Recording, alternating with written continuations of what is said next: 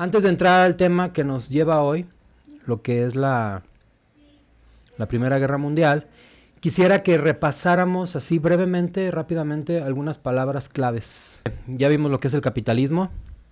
Acuérdense, en los países capitalistas o en los sistemas capitalistas, la parte más importante es que hay libertad económica y algo que se llama propiedad privada. Esto es un aspecto bien importante para distinguir si un país es capitalista o socialista. Si en tu país te respetan tus propiedades, no te las pueden quitar, entonces estamos en un país capitalista, así de sencillo. Si tú te puedes dedicar a vender lo que tú quieras, el gobierno no te pone requisitos o impedimentos, estamos en un país capitalista. Y como les digo, lo más importante es que tú eres dueño de tus bienes, existe la propiedad privada. Y obviamente entre más capital tengas o entre más propiedades tengas, pues más poderoso o más rico vas a ser. Una vez que entendimos ya lo que es el capitalismo, ahora nos vamos al marxismo. Se llama marxismo, habíamos platicado porque pues va a ser creado esta idea, o más bien va a ser compilada por Marx.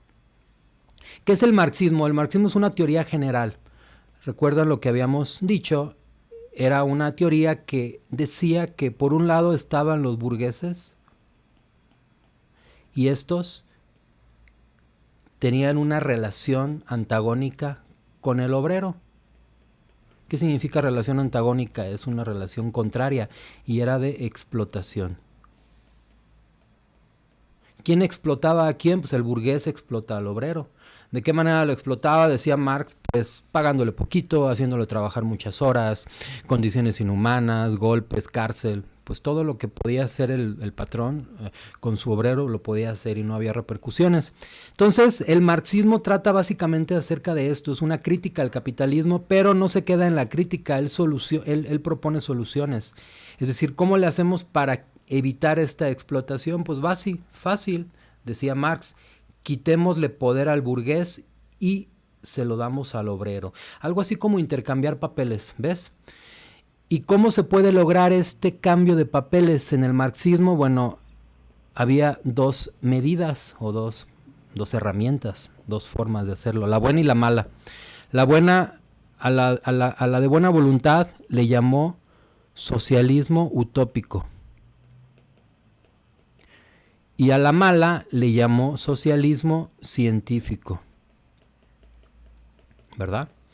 ¿Qué diferencia había? Pues como ya lo dije, el primero, el utópico, era por medio de la buena, era una utopía. Digamos que en la misma palabra llevaba su fracaso.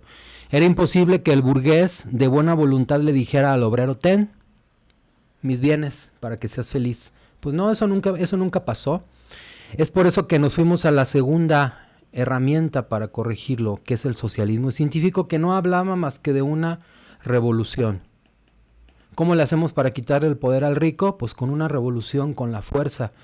Y esto nos conecta directamente con el siguiente concepto, que es el socialismo, lo cual es una aplicación del marxismo. Es decir, ¿cómo hacemos posible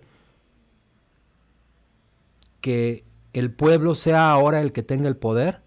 Pues con la aplicación de ese marxismo, es decir, llevarlo a la realidad, lo que se le conoce como un tipo socialismo. ¿Cómo le haces para distinguir un país socialista? Lo contrario del capitalismo. No hay propiedad privada. Es decir, ahora ya el dueño ya no es el burgués, sino ahora es el gobierno. Déjenme les digo que el hecho de ser capitalista o socialista en tu país, yo creo, y es mi manera como yo lo he logrado entender, es que lo único que pasa es que hay un cambio de quién es el que manda, nada más. ¿Quién es el que manda en el capitalismo? Pues los ricos, un Carlos Slim, un Salinas Pliego, un Bill Gates, etcétera. ¿Quiénes son los que mandan en el socialismo? Pues el gobierno, un Benito Mussolini, un Hitler, un Lenin, un Stalin, un Trotsky. Entonces básicamente la diferencia entre capitalismo y socialismo, para que me lo entiendan, es como cambiar la bolita. El pueblo nunca se va a ver beneficiado, y eso es la realidad, y eso es algo que Marx pues nunca consideró que pudiera ser posible. Entonces no hay propiedad privada, el gobierno se apodera de tus cosas, como en la época de la guerra de Alemania, ¿se recuerdan? Que los alemanes podían llegar a tu casa y entrar sin ningún tipo de permiso, se podían llevar tus cosas, el gobierno te puede expropiar tus bienes, te puede detener sin juicio previo, muchas cuestiones de que no hay derechos, eso es el socialismo. Y como decía Marx, ¿cómo lo hacemos realidad? ¿Cómo hacemos que dure? Pues con una dictadura. Y esto nos conecta directamente con el comunismo. Marx le llamó dictadura del proletariado. O sea, que el pueblo iba a gobernar con mano dura, pero eso pues realmente nunca pasó. Porque esa dictadura siempre va a ser llevada a cabo por una sola persona, que al final de cuentas se va a convertir en un dictador. El siguiente concepto que también vamos a utilizar mucho hoy es el de nacionalismo.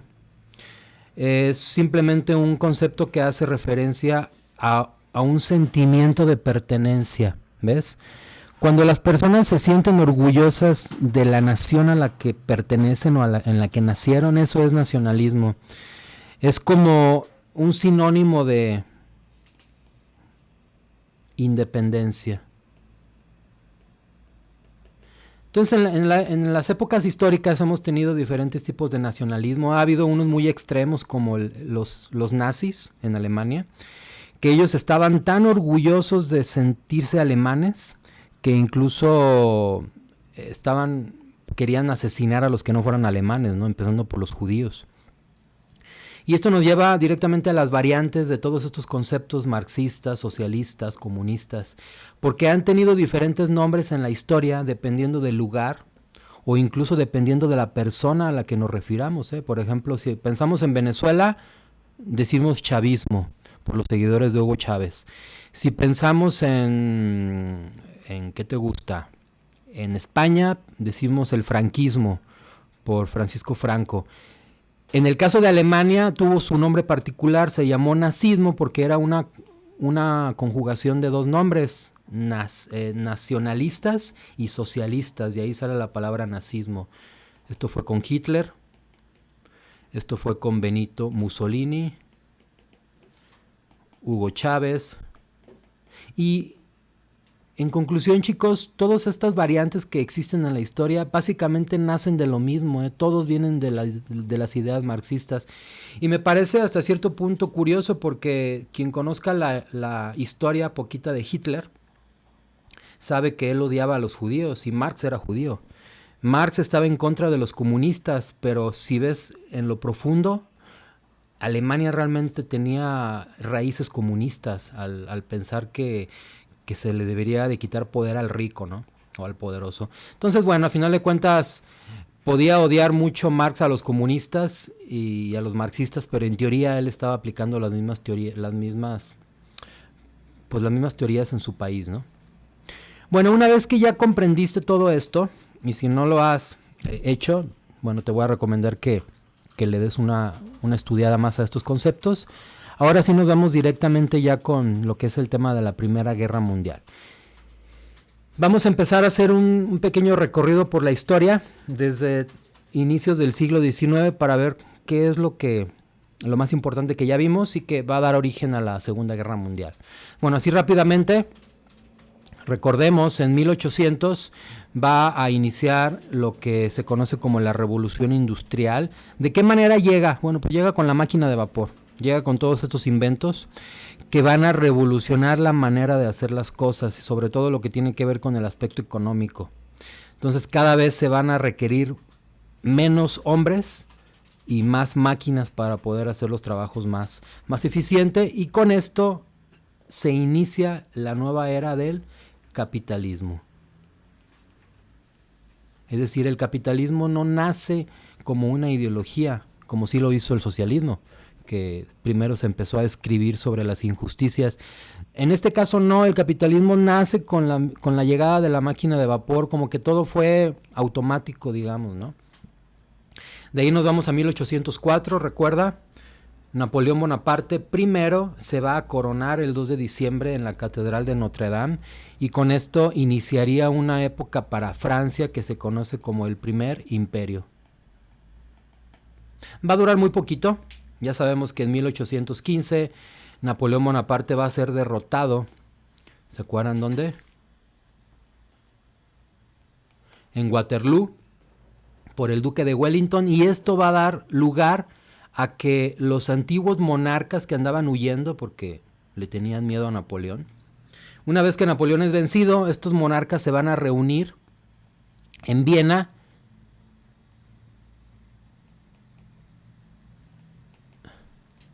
y pues básicamente se reúnen para platicar acerca de qué vamos a hacer con todos esos territorios. Es como repartirse el pastel, ¿no?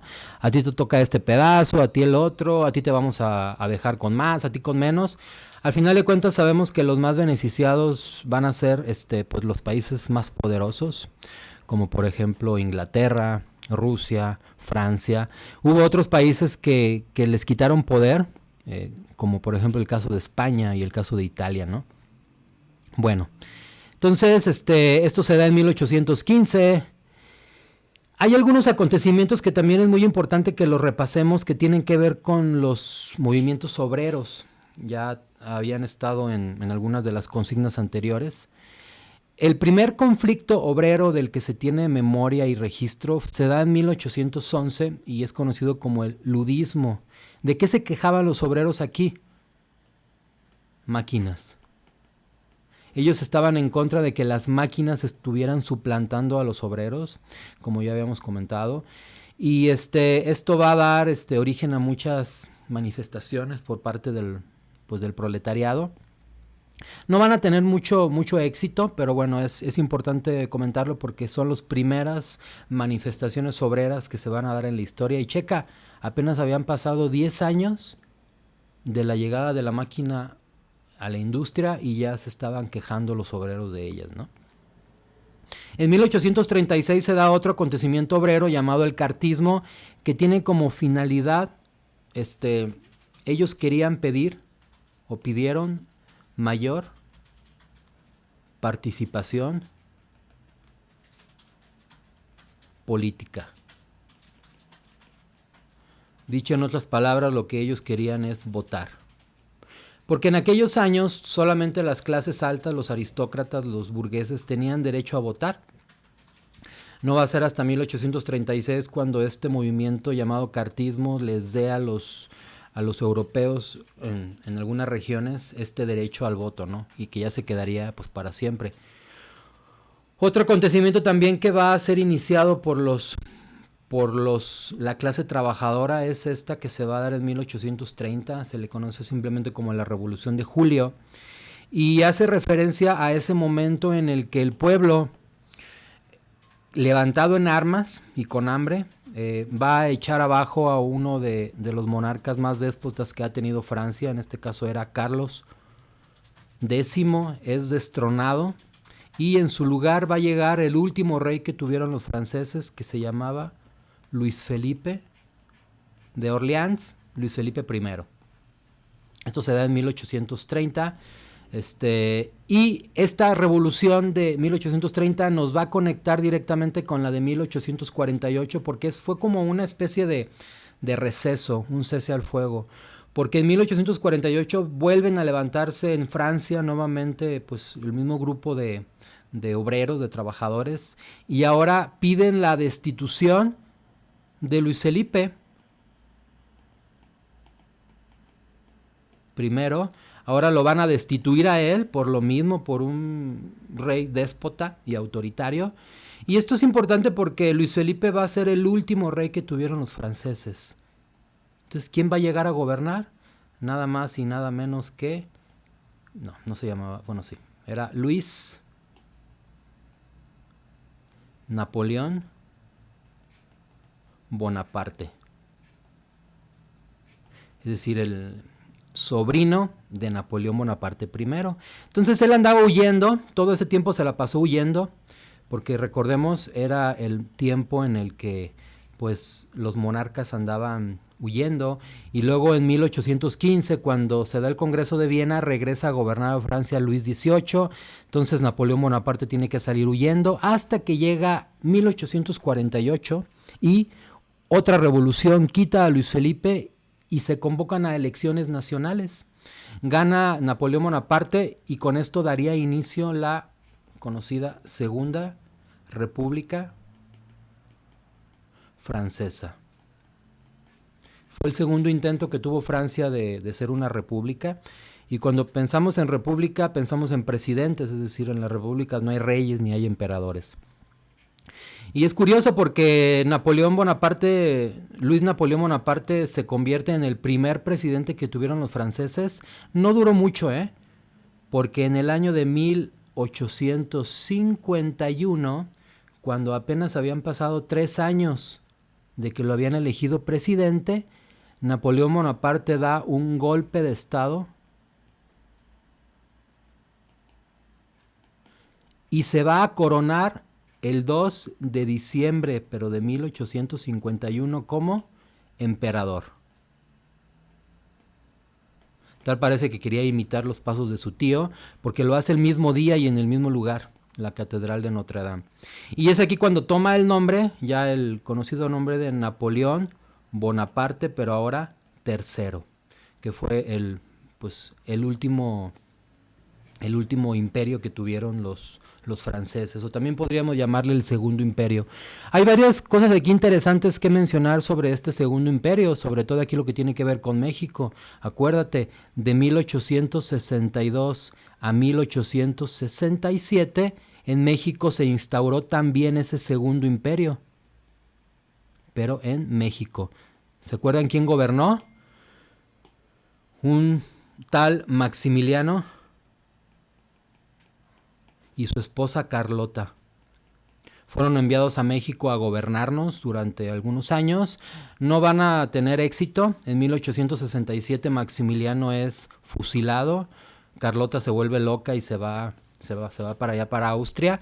Y esto marcaría el inicio del fin de Napoleón Bonaparte, porque en el año de 1871 Francia se va a una guerra contra Alemania, o contra Prusia, que era parte de Alemania, Prusia, y esto va a derrotar definitivamente al Imperio francés. Por eso se pone aquí fin del Imperio francés, y con eso iniciaría la Tercera República Francesa. Es importante también esto porque fue la tercera y última vez que Francia se convertía en república. A partir de aquí, de 1871, Francia no volvería a tener un rey, sino puros presidentes. Y también es importante mencionar que los que derrotaron a Napoleón son los alemanes. También se les decía los prusianos, porque Prusia formaba parte de Alemania. Y con esto daría inicio el conocido Imperio Alemán. También se le conoce como el Segundo Reich, como haciendo referencia a los distintos momentos en los que Alemania fue gobernado por emperadores. El primero fue el Sacro Imperio Alemán. El segundo fue el que estaba gobernado por Bismarck y Guillermo I. Y el Tercer Reich, bueno, pues ya sabemos, es el que inicia en 1933 y que va a ser dirigido por Adolfo Hitler. Eso lo vamos a ver después. Y ya por último, comentar que antes de que iniciara la Primera Guerra Mundial, que es lo que vamos a analizar ahorita, Rusia en 1905 se fue a una guerra absurda con Corea, la ya famosa guerra Rusia-coreana. Fue una batalla que se hizo por cuestiones más por presión social que por necesidad. Recuerden que en aquellos años, si tú como emperador no conquistabas más territorios, el pueblo como que lo tenías descontento. Y esto fue lo que pasó. Nicolás II, que era el zar de Rusia,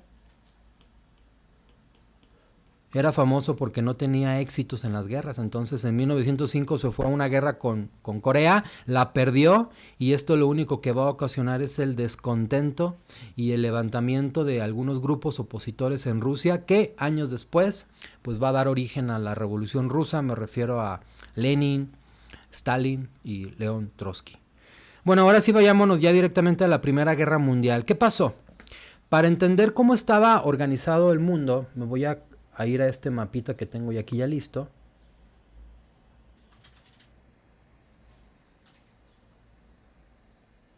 Vamos a ver, ¿quién gobernaba quiénes eran los dirigentes más importantes del mundo en aquellos años. Bien, voy a mencionarlos por orden de importancia territorial. En el número 1 tenemos a Jorge V, que era el rey de la Gran Bretaña. Y luego tenemos aquí al ladito a Alemania, eran primos.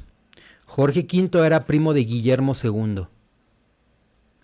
Y luego tenemos aquí al ladito a Rusia, también eran primos. Nicolás II. Y luego todavía no bastaba con que fueran primos directos. La esposa de Nicolás II, la zarina Alejandra, era nieta directa de la reina Victoria. Ahí tienen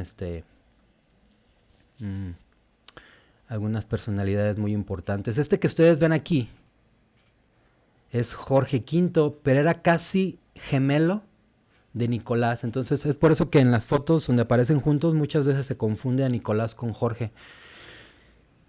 Aquí en la foto tenemos a la zarina Alejandra, y aquí tenemos en esta fotita al famoso zarevich Alexander, que era el heredero legítimo de la corona rusa, pero como se da la Revolución Rusa, entonces pues ya no pudo tomar el poder. Y bueno, siguiendo con las relaciones de parentesco, Jorge era nieto de Victoria, Guillermo era nieto de Victoria, es decir, todo estaba conectado por la sangre. Eran imperios hermanos, imperios parientes, y aún así se peleaban, se peleaban como hoy en día se pelean por los terrenos de la abuela. Pues antes se peleaban por los imperios de la abuela directamente. De hecho, a Victoria se le conoce en la historia europea como la abuela de Europa, porque de ahí salieron pues los más grandes líderes. Tenemos otros que no estaban relacionados por la sangre, pero también hay que mencionarlos. Raymond Poincaré, que era el presidente de Francia, y uno de los más importantes, Francisco José I, que era el emperador de Austria-Hungría. Hay que entender que los territorios antes eran muy diferentes a como están ahora. Checan, por ejemplo, Alemania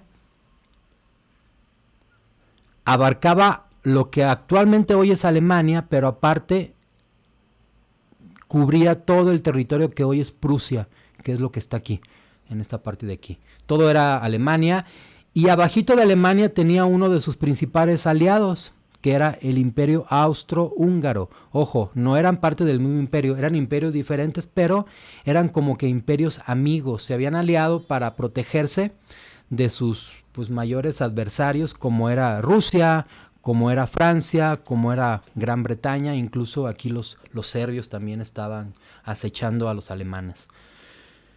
¿Qué pasó en Austria? Porque todo va a comenzar aquí, lo de la Guerra Mundial.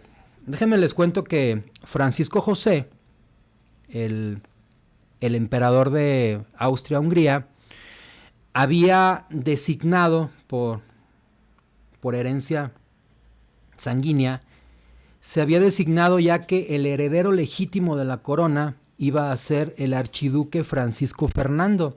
¿Quién era él? Bueno, él era sobrino del emperador, de Francisco José, y resulta que por cuestiones del destino a él lo van a elegir como el legítimo sucesor del imperio, porque el hijo de Francisco José se había suicidado y luego el poder había pasado legítimamente con su hermano, o sea, el papá de Francisco Fernando, pero él tampoco lo quiso.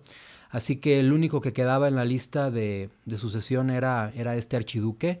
Lo va a aceptar el cargo, acepta ser el sucesor legítimo, pero el problema surge cuando se enamora de una tal Sofía Sotek.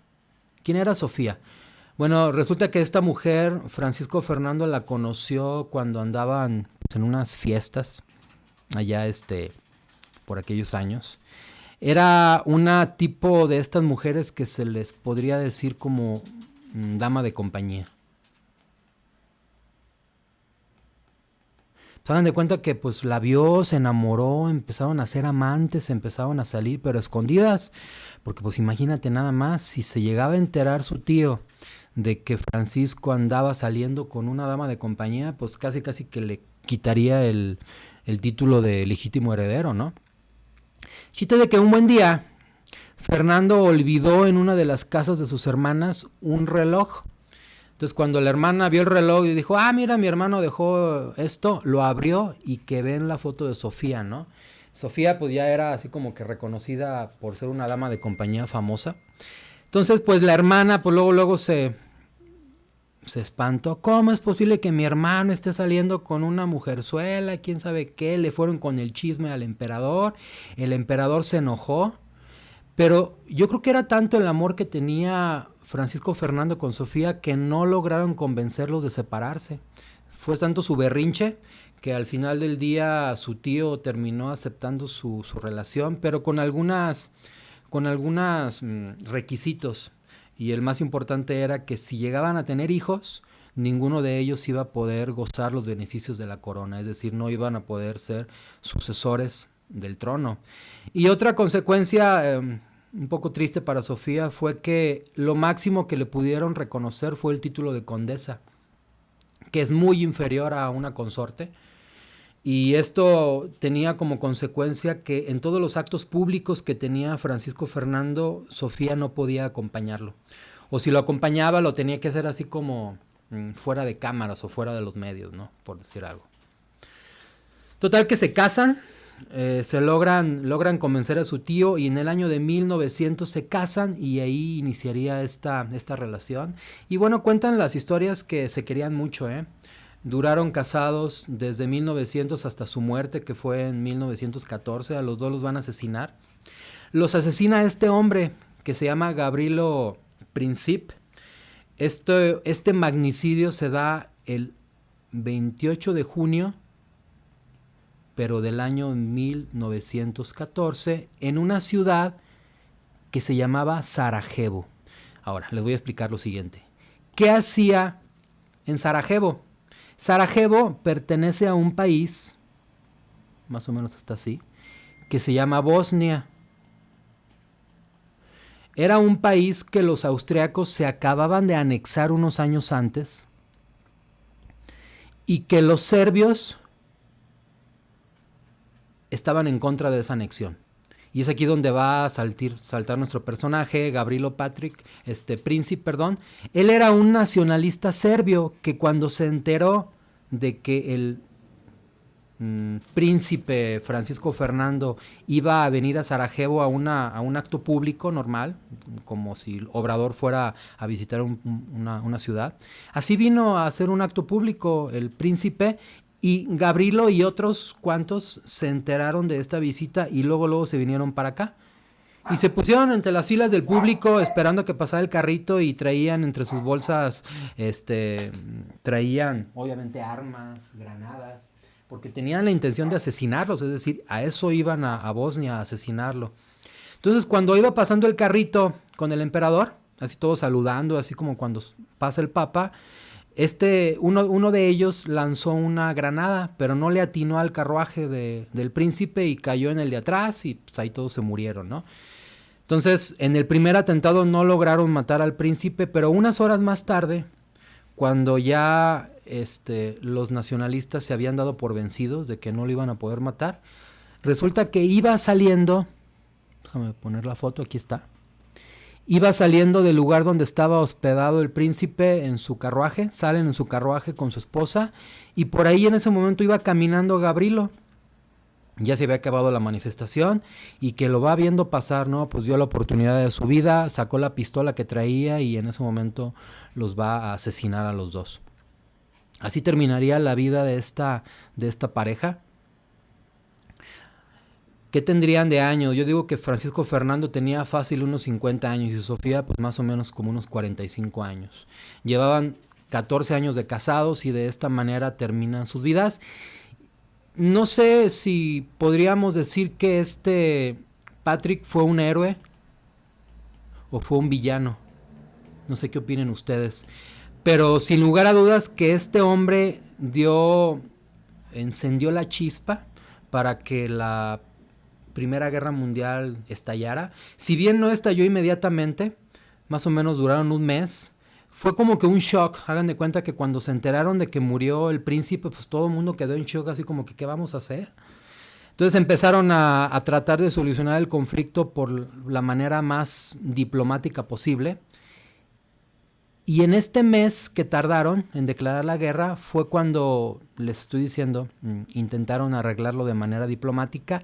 Y no va a ser hasta el 28, pero de julio, el mismo día, un mes después, cuando Austria, cansado ya de estar solicitando a los serbios, voy a poner otro mapita. La idea era que, miren, a José Francisco lo mataron por aquí, dentro del Imperio Austrohúngaro. Entonces, José, el emperador de Austria, Francisco José, les pidió a los serbios que dejaran entrar a sus investigadores para que buscaran al responsable aquí en Serbia. Y los serbios le contestaron al emperador austriaco que no los iban a dejar entrar porque no era su territorio. Y esa va a ser la causa para que, repito, el 28, pero de julio, Austria le declara la guerra a Serbia. Aquí me equivoqué, es con B mayúscula. 2 días más tarde, Alemania le declara la guerra a Rusia y ese mismo día Inglaterra le declara la guerra a Alemania. ¿Por qué se las declararon? Pues bien fácil. Vámonos al mapa. Checa. En el primer round, Austria le declara la guerra a Serbia. Y luego los rusos, como los rusos apoyaban a los serbios, lo que hace Nicolás, los rusos, es mandar un ejército a Austria para apoyar a los serbios en su guerra con Austria. Entonces Alemania luego se fijó y le reclamó a su primo: oye Nicolás, pues ¿para qué ayudas a los austriacos? Ahora para que se te quite yo te declaro la guerra a ti. Y por eso se la declaró a su primo. Y luego los alemanes aprovecharon y también le declaran la guerra a Francia, así como para que no quede ninguna pieza suelta, ¿no? Porque recuerden, Francia, Rusia y el Reino Unido eran aliados. Y Serbia también eran aliados. Entonces Alemania lo que quería era protegerse, ¿no? Como que dar el primer paso. Pero, aquí viene lo interesante. Alemania le declara la guerra a Francia, pero invadiendo Bélgica. Te voy a explicar. Una guerra se puede declarar de 2 formas. Ante los medios, así como declaro la guerra en contra de, así como el juego. O también lo puede hacer con una invasión. Es decir, un país no necesita decirte que te declara la guerra para saber que estás en guerra con él.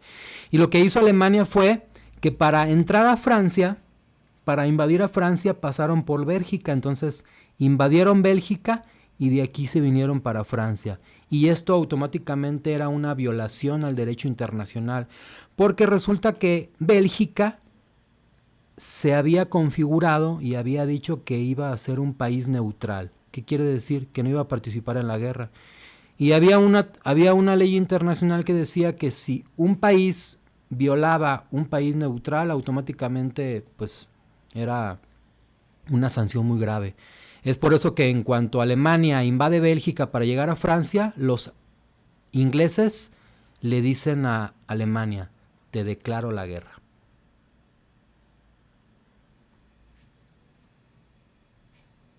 Ahí está. La Gran Bretaña declara la guerra a Alemania. Y todo fue el mismo día. Y pues ya nada más nos falta un continente para que se configure una guerra mundial. Recuerdan, tiene que haber por lo menos 3 continentes. Ya estaba Europa, ya estaba Asia con Rusia y ya nada más nos faltaba un tercer continente, que en este caso va a ser América, porque en 1915 resulta que andaba un barquito por aquí, en el mar de Irlanda. Andaba un barco inglés y un buque alemán lo va a hundir. El barco se llamaba Luisianita. Y resulta que se van a morir como 1000 personas. Pero lo grave del asunto, y para lo que nos interesa, es que iban 300 norteamericanos. Y ya saben cómo se ponen los gringos cuando les matan a uno de los suyos, ¿no? Eso enfureció al gobierno de los Estados Unidos y el presidente Woodrow Wilson, que ya habíamos comentado que era un presidente muy pacifista, pues no aguantó las ganas y solicita al Congreso la declaración de guerra en el año de 1915. Si no me equivoco, fue en febrero, cuando el gobierno solicita la declaración de guerra. Ya con esto los Estados Unidos entraban a la Primera Guerra Mundial y pues sabemos que el poder de los Estados Unidos económicamente y bélicamente pues estaba pues en un muy buen momento. ¿Cómo termina la batalla? Bueno, hay dos momentos importantes. El primero se va a dar en 1917, cuando el 11 de noviembre Alemania firma este armisticio. ¿Qué es un armisticio? Es como un cese al fuego, no es una rendición, es un cese al fuego. Por eso se habla de que Alemania nunca se rindió, simplemente se suspendió la guerra, se puso como en una pausa, digamos. Y en 1918, el mismo día, 28 de junio, grábense muy bien esa fecha, porque se repite varias veces, el 28. Ahora 28 de junio, pero de 1918, se va a firmar uno de los documentos más famosos de la historia llamado el Tratado de Versalles, que básicamente lo que decía este documento es: la culpa es de Alemania. Le echan la culpa a Alemania y con toda razón, ¿no? Porque él fue el que había empezado la guerra invadiendo a Bélgica. Entonces le echan la culpa a Alemania, lo obligan a pagar una reparación de guerra, que realmente nunca pagó, pero el documento se establecía que Alemania lo debería de pagar, y ya nada más pues restaría decir que esto va a dar origen hasta que llegue 1933 y se establezca Hitler en el poder. ¿Por qué Hitler? Pues porque él estaba en contra del Tratado de Versalles, él estaba en contra de que Alemania fuera tratada como una culpable, y él hizo hasta lo imposible por llegar al poder, y una vez llegado al poder empezaría el ya famoso Tercer Reich y lo que ya conocemos como el nazismo. Los nazis en el poder. Y ya en forma de conclusión muy en general, ¿cuáles podríamos decir que fueron las causas que motivan a la guerra mundial? Número 1, territorio. Querer más territorio. Número 2, competencia. Los primos estaban en competencia para ver quién era mejor, y eso los llevaba pues a pelear bélicamente, y no les importaban todas las vidas humanas que se pudieran perder. Y la causa más inmediata, pues ya lo vimos, fue el asesinato del archiduque Francisco Fernando, que esta la podríamos mencionar como la causa más inmediata, o dicho en otras palabras, como la gota que derramó el vaso, ¿verdad? Y hablando de las consecuencias, pues la clásica, ¿no? La número 1, muchas muertes. ¿Cuántas muertes hubo? 20 millones. Son un montón, para que te des una idea. Al día de hoy, el virus, el COVID, ha matado a cerca de 1.2 millones de personas. Bueno, pues en la guerra mundial murieron 20 millones más. Y por eso es un acontecimiento muy importante en la historia. Pues la segunda consecuencia, cambio territorial. Acuérdense, Europa cambiaba constantemente de panorama territorial por todas las guerras que había. Algunos países alcanzaron su libertad, algunos otros países siguieron unidos. Por ejemplo, en el caso de Prusia, después de la Primera Guerra Mundial alcanza su independencia. Yugoslavia también, por ejemplo. Y otra consecuencia, lo más importante, es la creación de nuevos sentimientos nacionalistas. Hagan de cuenta que como que los países que perdieron la batalla empezaron a surgir entre ellos personas con mucho odio y con mucho resentimiento por la guerra y por el Tratado de Versalles. Y aquí me voy a referir a dos. Por un lado tenemos al nazismo, liderado por Hitler, y por el otro lado tenemos al fascismo, liderado por Benito Mussolini.